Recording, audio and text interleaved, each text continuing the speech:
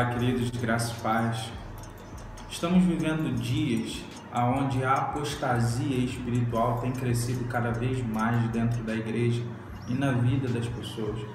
Muitas distrações, muitas coisas estão aparecendo para nos fazer perder o foco. E qual seria esse foco?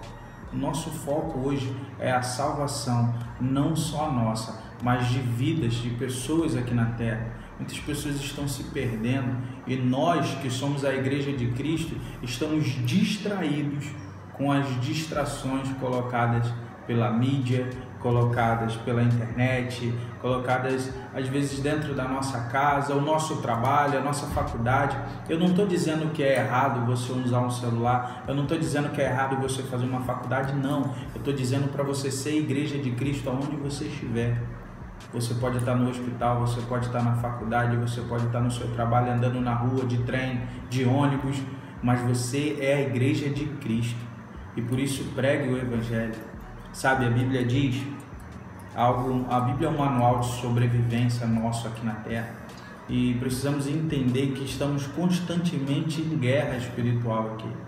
E a Bíblia nos ensina a escapar dessa apostasia espiritual. A Bíblia nos ensina a manter o foco na palavra. A Bíblia diz em Filipenses 4, versículo de número 8 em diante, diz assim, quanto mais, irmãos, tudo que é verdadeiro, tudo que é honesto, tudo que é justo, tudo que é puro, tudo que é amável, tudo que é de boa fama, se há alguma virtude, se há algum louvor, nisso pensai.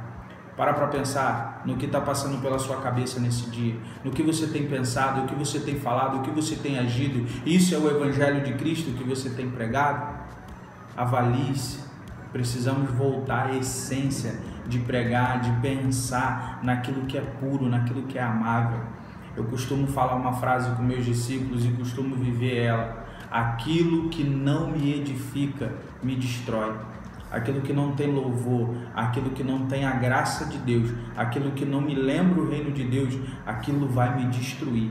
E se hoje o seu telefone não está lembrando Deus, se a tua faculdade não está lembrando Deus, se o teu trabalho não está lembrando Deus, se o ambiente das suas amizades não está lembrando Deus na sua vida, para pensar e volte para o caminho de Deus. Você pode até permanecer onde você está, mas volte para o caminho de Deus.